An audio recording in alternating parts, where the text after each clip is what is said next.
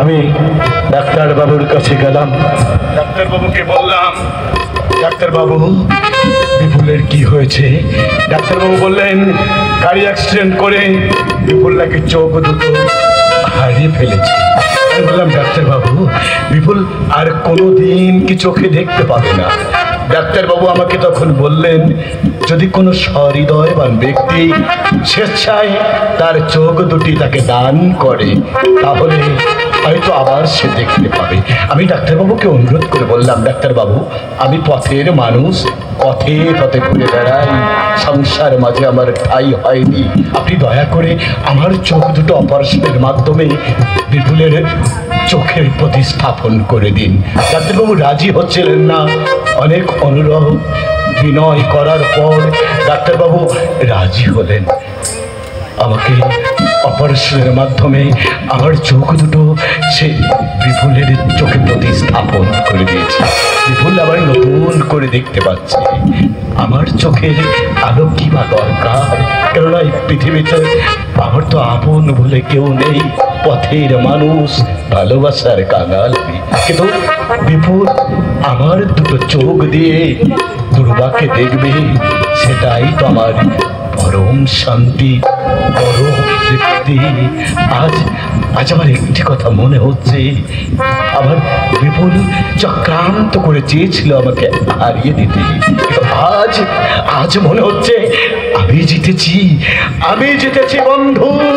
কেননা আমার চোখ দিয়ে তুমি দুর্বাকে দেখবে সারাটি জীবন ধরে, সারাটি জীবন। সব কিছু ফেলে যদি তোমার আগে চলে যাই, তুমি কেঁদো না, জীবনের পারে আমি তব পথ চেয়ে রব, তুমি ভেবো না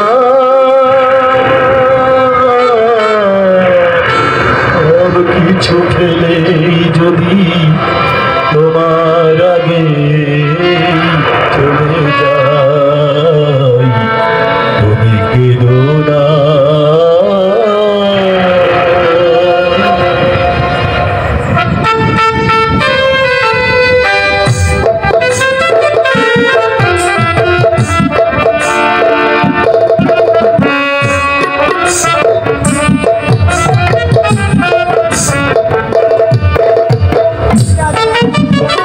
পৃথিবীটা আজ আমার কাছে কত সুন্দর মনে হচ্ছে আমি অনেক দিন ঘুমিয়েছিলাম, হঠাৎ ঘুম ভেঙে সবকিছু নতুন দেখছি। আশ্চর্য, পৃথিবীতে এত বড় অসম্ভব সম্ভব হয়। ডাক্তারবাবু কিন্তু তোমাকে বেশি কথা বলতে নিষেধ করেছে, এখন তোমার বিশ্রামের প্রয়োজন। দুর্বা বলো। না, তোমার পাশে দাঁড়াবার মতো যোগ্যতা আজ আমার নেই। ও কথা কেন বলছো গো? আমি পাপী, মহাপাপী। তোমার মতো সতী সাধ্যী স্ত্রীকে আমি। তুমি যাই হও না কেন, তুমি আমার স্বামী, এটাই আমার কাছে তোমার বড় পরিচয়। তুমি অনেক বড় দুর্ভা। আমি একটা নরকের কি?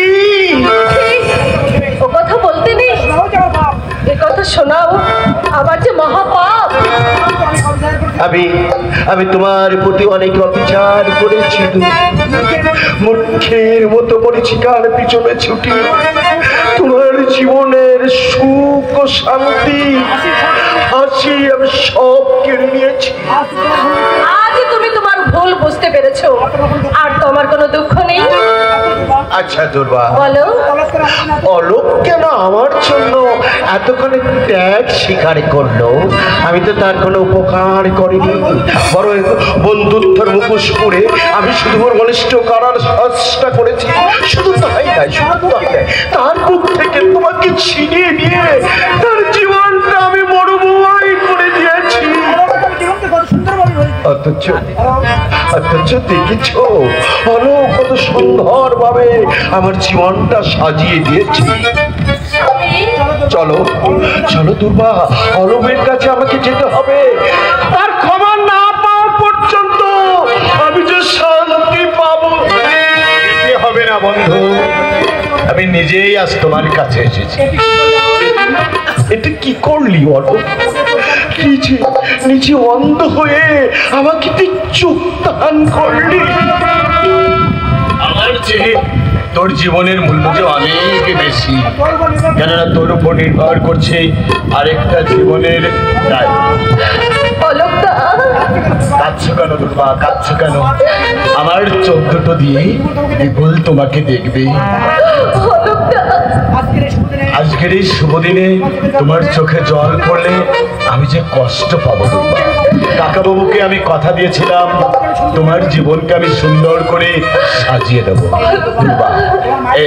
এই নাও দুর্বা, দিল্লির ছবির প্রদর্শনীতে যাওয়ার সময় একদিন তুমি তোমার মায়ের স্মৃতিচিহ্ন দুর্গাচার টুপি আমাকে দিয়েছিলে। আমি সেটা নষ্ট করিনি, এটা যত্ন করে রেখে দাও। নাও।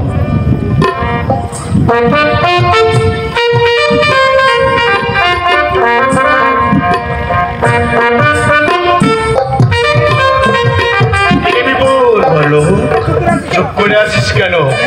ভেবেছিলি তুই আমাকে হারিয়ে দিবি, কিন্তু তুই আজ নিজেই হেরে গেলি। তোর মনে বন্ধুর সঙ্গে আমি যে বিশ্বাসঘাতকতা করেছি তার শাস্তি হ্যাঁ, শাস্তি তোকে নিতে হবে। আমি যেটা বলবো সেটা কি তুই করতে পারবি? সত্যি পারবি? তাহলে এই নে সিঁদুর কৌটা।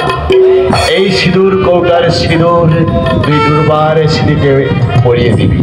প্রতিহিংসার বশবর্তী হয়ে লোভের বশবর্তী হয়ে তুই দুর্বার স্মৃতির সিঁদুর জোর করে মুছে দিয়েছিস। মনে রাখিস, একটা নারীর জীবনের সব থেকে মূল্যবান তার স্মৃতির সিঁদুর, সেটা তুই মুছে দিয়েছিস। তাই নতুন করে এই সিঁদুর দুর্বার স্মৃতিতে পরিয়ে দিবি, আর এটাই হবে তোর উপযুক্ত শাস্তি।